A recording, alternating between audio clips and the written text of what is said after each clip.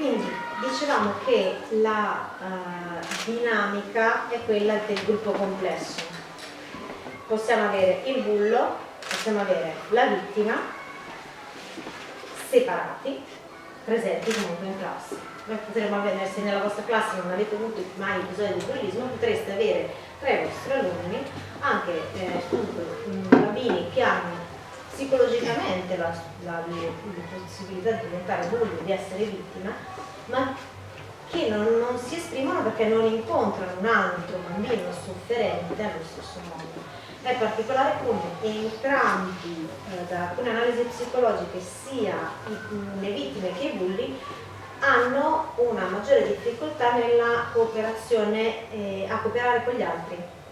Entrambi hanno delle difficoltà proprio nelle relazioni di cooperazione con gli altri, quindi hanno anche delle strutture molto simili, se vogliamo, hanno entrambi delle carenze di autostima, e diventa appunto, è un incontro che esplode, però è un incontro tra i due.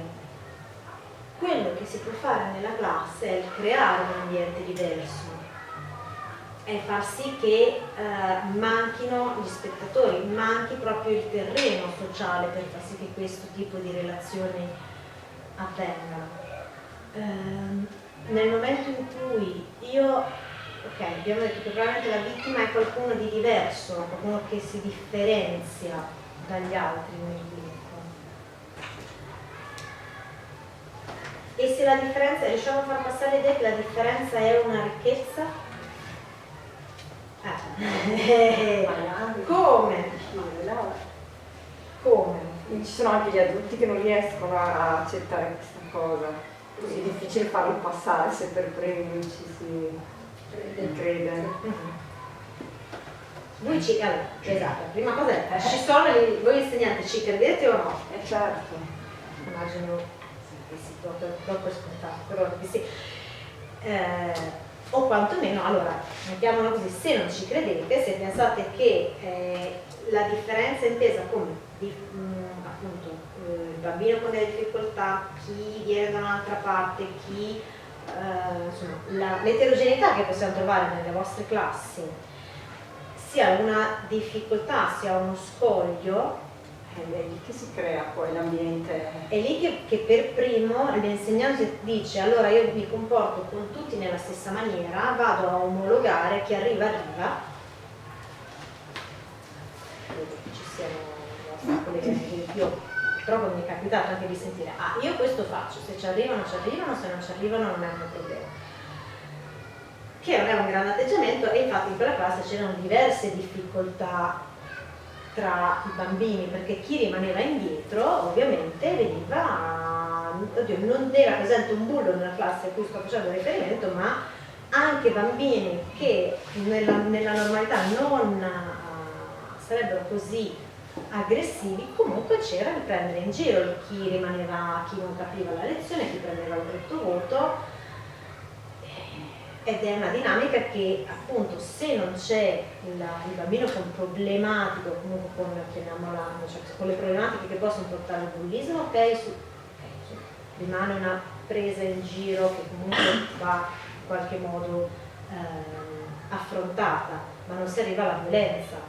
Però è un caso che se io nella mia classe vado a stimolare un clima aggressivo, un clima di imposizione in cui io sono la figura autoritaria, io sono una figura forte, e quindi si fa come dico io e basta.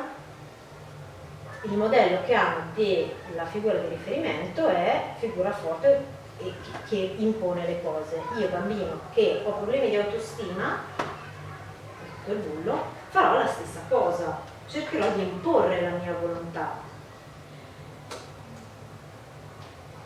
Se quindi siamo convinti che invece queste differenze ci possono arricchire la classe, le attività che vengono fatte, è un lavoro complicato tante volte, perché appunto richiede di prenderle in considerazione noi per primi. Devo considerare che c'è questo, 20 bambini completamente diversi nelle loro necessità.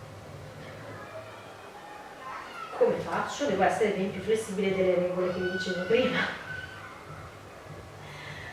Oppure cercare di ascoltare, di dar spazio, di diventare però una figura autorevole, non autoritaria, di ricevere il rispetto dei bambini, dandoglielo ma anche chiedendolo. Quindi il rispetto deve essere la parola chiave all'interno della classe. Anche perché se io nella classe quello che ho è un'idea di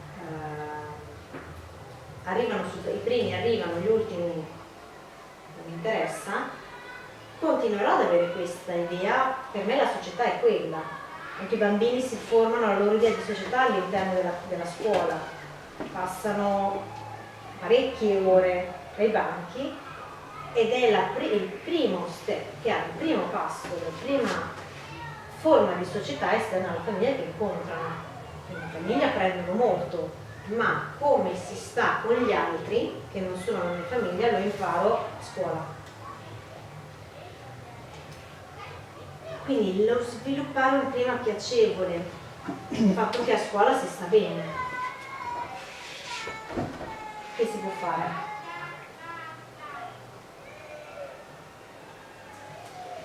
Cercando anche di ricordarsi che ci sono programmi giustamente da portare avanti.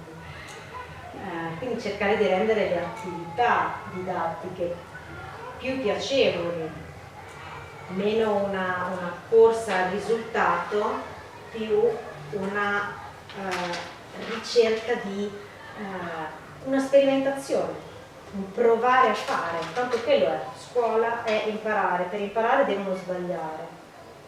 Ed è un messaggio che può arrivare, quindi anche l'idea dell'errore, della cosa diversa, della cosa sbagliata, se mi diventa, ok, bene, hai fatto un errore, perfetto, vuol dire che ci hai provato.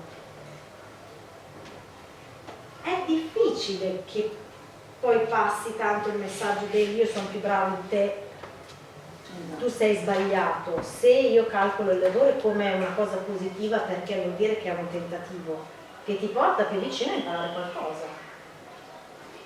Quindi è un atteggiamento più che una singola attività da fare, è un atteggiamento di apertura anche a quello che può venire fuori dall'errore, perché l'errore è imprevedibile una volta.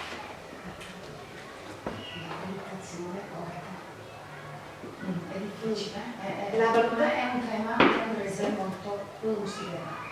Infatti nella scuola montessoriana non esiste gruppo, è un certo elemento giudicante. proprio adesso avrei bisogno di un ripasso di burocrazia italiana, ma mi sembra che sia possibile non mostrare ai bambini il voto,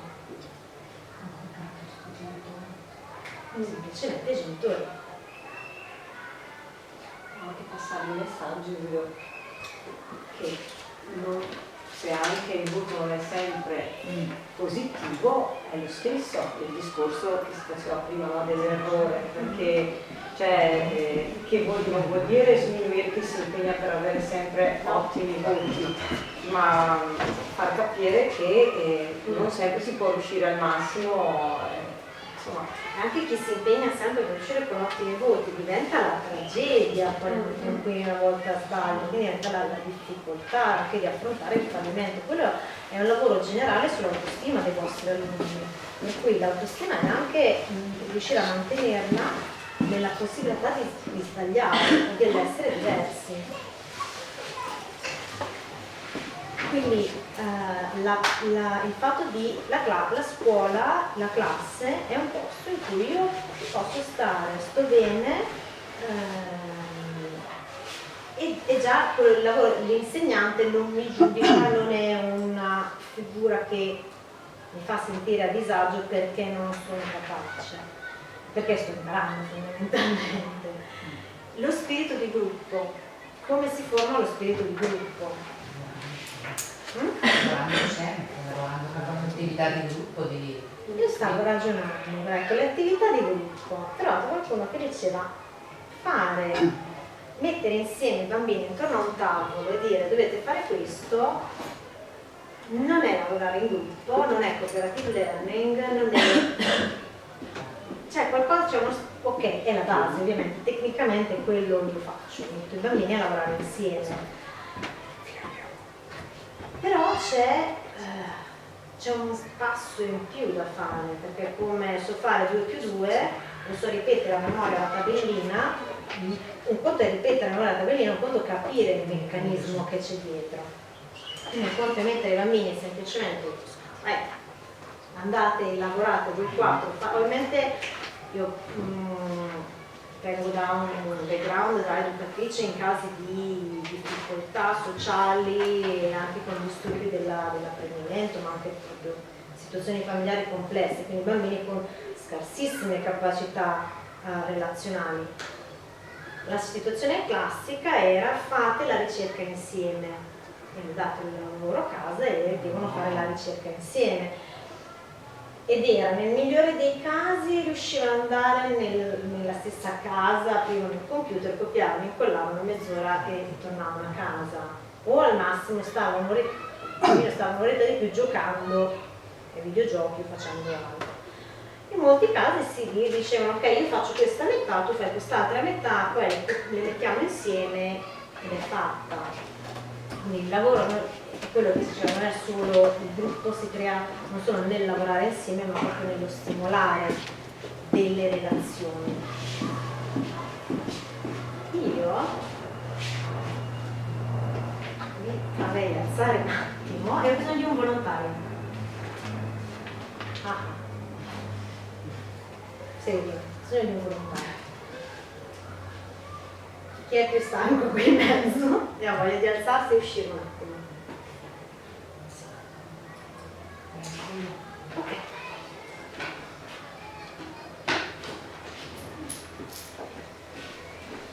Allora, chiudendo la porta,